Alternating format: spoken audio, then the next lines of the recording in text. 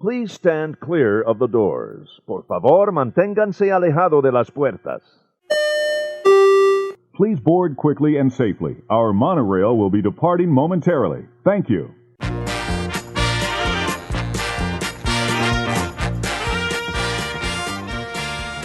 Hey everybody, welcome aboard. Thanks for joining us. This is ResortLoop.com, exciting episode number 17. I'm Tim Scott. I'm Bob Collar. And we're off and running. Yeah, hey, just think one more episode and we're legal. That's awesome.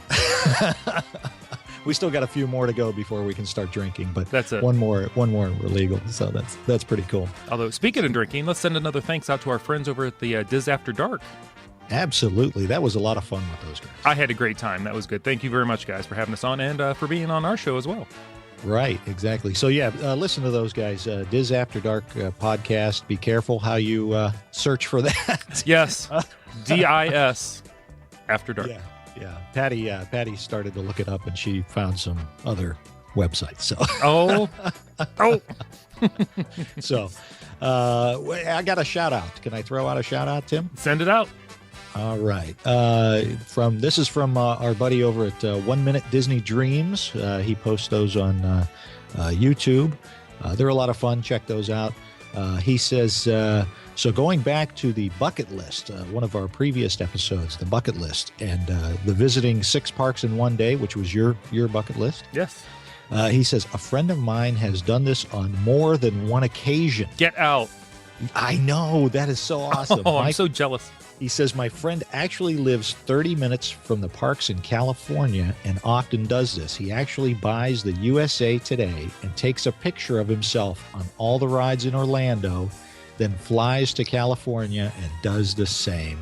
People at his job always get a kick out of it. That is so cool. That is very cool. And then after you do all that, you get to sleep in your own bed at night. Yeah. That is awesome. I did post on the a comment after that saying I would love to see pictures of that.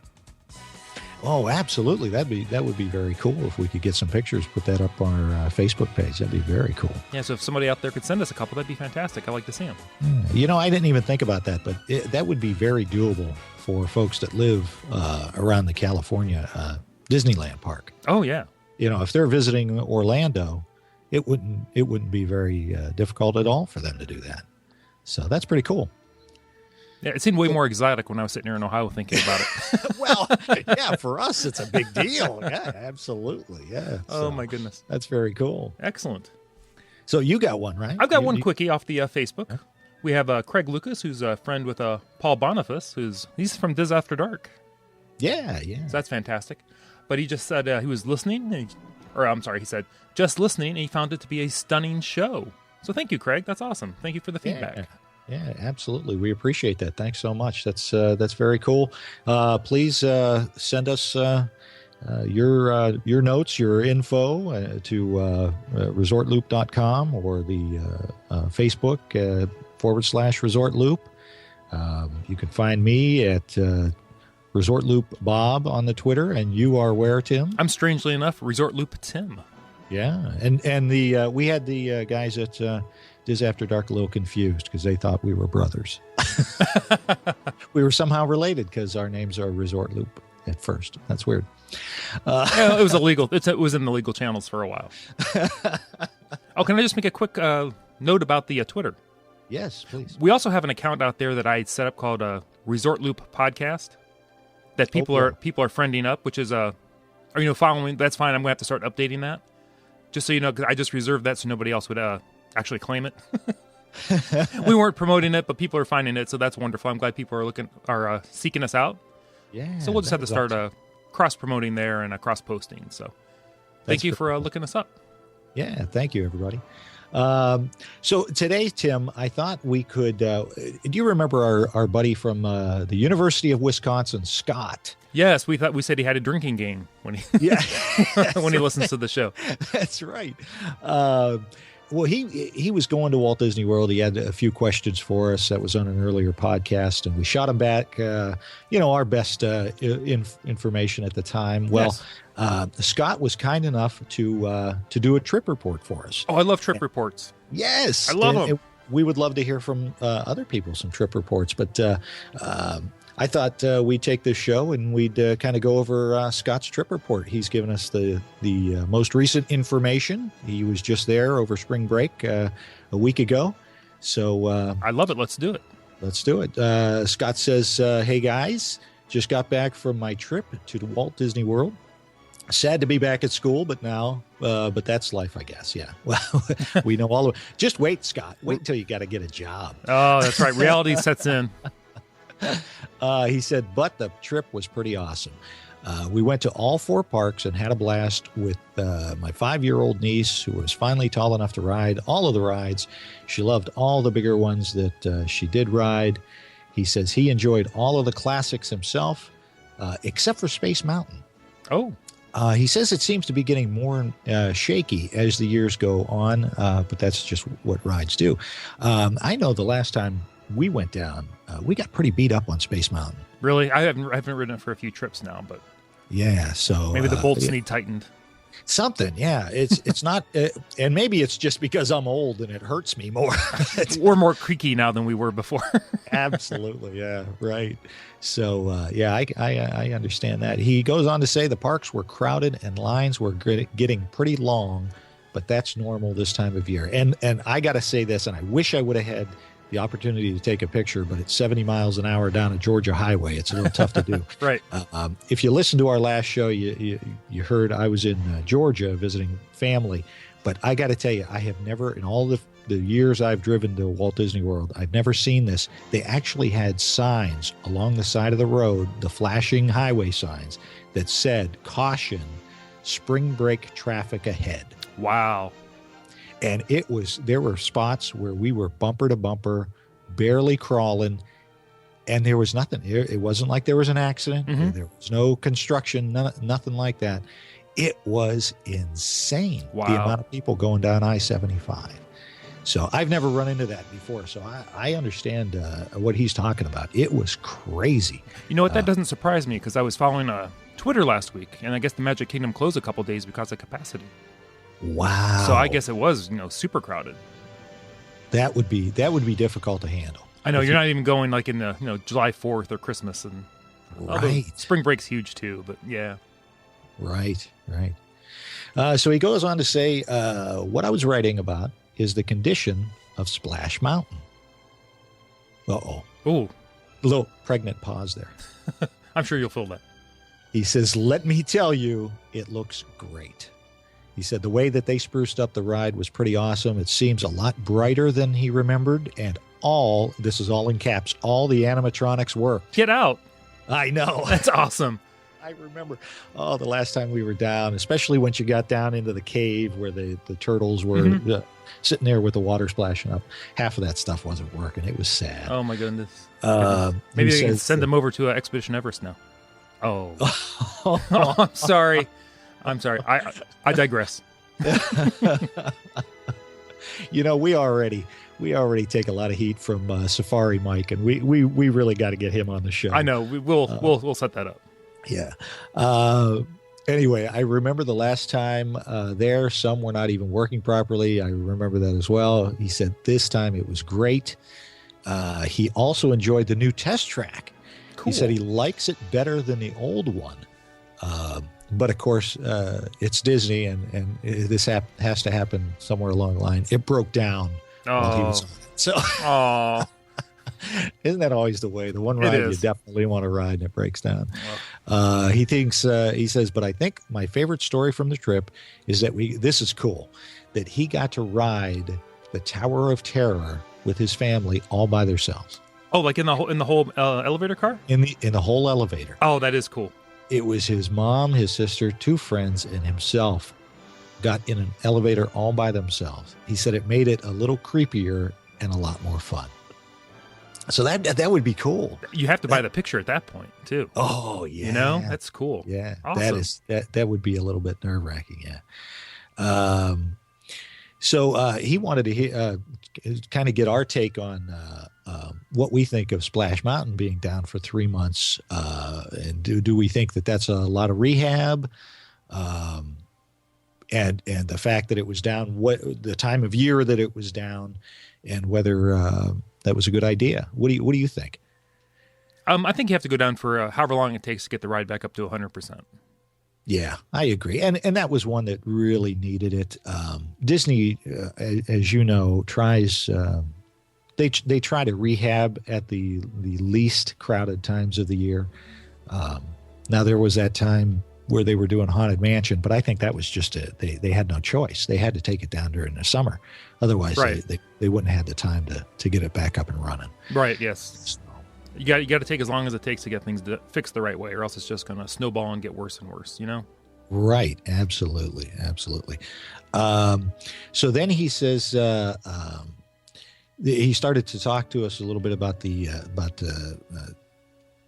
Downtown Disney, the new Disney Springs. Oh, yes. He says his mom, who loves the Downtown Disney area, even said that City Walk seems and feels more exciting than Downtown Disney. Oh, over at Universal.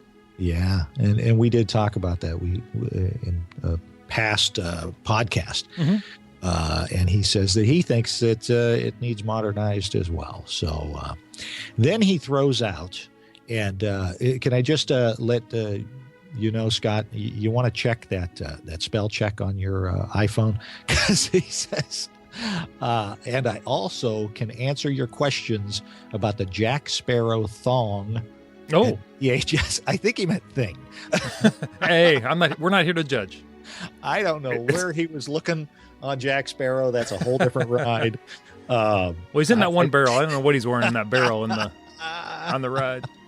Maybe he got a behind the scenes tour. I don't. But I really appreciate this because this is the one we were talking about, and we didn't really have a whole lot of information about it. But he goes on to say, you basically stand in one room. And the ship is in front of you. Then you face different things from the movie. A skeleton crew pops up around you on the projection screen. You face the Kraken and sirens, where they tell you to scream at the Kraken and cover your ears from the sirens. He says it's something more for little kids, but it is kind of interesting. And he also, he goes on, he's got to throw out a parade story for us. So he says that I heard your parade stories, and do I got one for you? Okay, bring it on. I went to the parade on Main Street, and I went to buy popcorn from one of those walking vendors, and left my spot to the front of the parade route about 5 to 10 feet from my spot to buy popcorn. You know how that is. Yeah. You're right there, and the popcorn guy's right there. So you step forward a little bit, of course. As soon as he left that spot to go get his popcorn, a family swooped into his spot with their stroller. Oh, no, they didn't. Yeah, they did. Oh. He said, my mom was, and I'm going to change the word here, upset. We'll go with upset. We'll say upset, okay. When I came back, I told the father that I just went to get popcorn, and I was going to sit there next to my nephew. Now, he's got family there. It's not like he was just standing there. Right. And he said that they were there now, and he left his stroller there until people around him started to get involved, until the point his wife made him move the stroller. So it sounds to me like other guests started giving this guy a hard time. As well they should. Exactly. A little common courtesy. Come on, people. Common courtesy. Ugh. Well, they're not listeners of the show, we know, because our listeners wouldn't do that. That's right. He says, I just asked for my spot back, but people around saw what he did and got involved around me. That was a weird and rude moment around the parades. Nightmare sometimes, and as much as I love the parades, something new would be nice. And he's, of course, talking about, as we've talked about in the past, the Fast Pass Plus, where you're going to be able to get preferred viewing. Yes. Use your Fast Pass Plus, one of them, to get a preferred viewing for parades and fireworks and whatever. So that can happen none too soon. Yeah, I'm looking forward to that. That's one of the pluses of the Fast Pass Plus that I think is going to be just phenomenal. That part of it does have me very excited. I do think that'll be fantastic for everybody. Yeah, right. Because we don't typically do the parades just because we don't want to take the time to show up a half an hour ahead of time and just sit there and wait for the parade to show. That's right. So anyway, Scott throws out one other thing, and this is something I'd like to throw out to all of our listeners. If they can help us out, I'm working on somebody I met on the Twitter, and I do call it the Twitter. In quotes. In quotes. Air quotes. Exactly. Is he, of course, as we've said before, Scott is a college student from the University of Wisconsin, and he asked, he says, one last thing for this email. I am looking into the college program for Disney, and I was wondering what you guys have heard about it, good and bad, so I can see if it is for me or just something that I could pass on and not ruin the magic for myself. So if anybody out there has participated in the college program, is currently participating in the college program, please get in touch with us. We would love to hear your stories. We'd love to get you on the air so that we can help guys like Scott and anybody else who's interested in that program. I think that would be very cool. That would be I would be very anxious to hear stories about that. As would I. And I have heard the little bit that I have researched about it, I think would be is that it is a great program. It's a lot of fun. It's a lot of work. You're not going down there to just go to the parks and ride rides. You're working. But everybody that I have run into loved it. They thought it was a fantastic experience. I have heard over and over again that it's an excellent thing to put on your resume. Yeah, how could it not be? Anytime you work for Disney and you've got that kind of training and dealing with guests on your resume, that's a big plus. Absolutely, especially if you're going into whatever that field is, whether it's food service or resort type of position, something like that. And even if you're not, the Disney, I was lucky enough when I was in college I was doing a little freelance work with a production company, and they were presenting the Disney video at that time. This is back in the 80s, but the Disney work program, how they got their employees to work the way they work. And it was unbelievable to watch how Disney gets their employees to buy into the whole look. It's the guest's experience that we are really pushing. That is the most paramount thing that we do. Everything else is fine, but if the guest isn't having a good time, then we haven't done our job. And it was pretty cool to do. So can I throw out one story about the college program? Absolutely. It's a personal story. It's a sad story. Oh, okay. Yeah, I know. I went to a local university here in Youngstown, Ohio, Youngstown State. Go Penguins. Woo. That's all I get. That's all I get. But I went to Youngstown State, which I got a good education. I'm not saying anything bad about Youngstown State. However, Youngstown State at the time I was going there did not participate in the Disney college program. Oh.